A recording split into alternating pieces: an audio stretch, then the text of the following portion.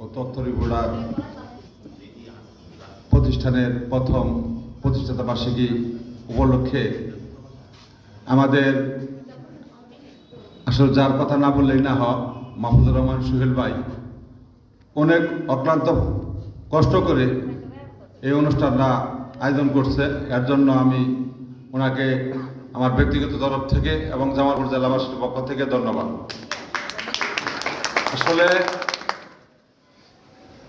মানবাধিকার শব্দের অর্থ হল মানব সেবা করা। আমরা যেখানে থাকি না কেন আমরা সকলেই নিজ নিজ দায়িত্বে যাতে আমাদের সুনাম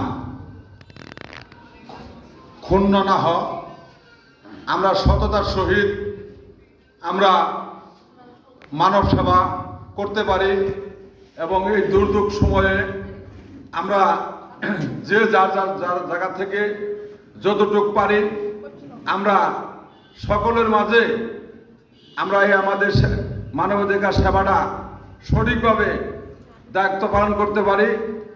এবং সর্বশেষ আমি সকলের সুস্বাস্থ্য কামনা করে আমার জন্য দোয়া আছে। আমি আমার বক্তব্য সংগ্রহ শেষ করছি। আসসালামু আলাইকুম।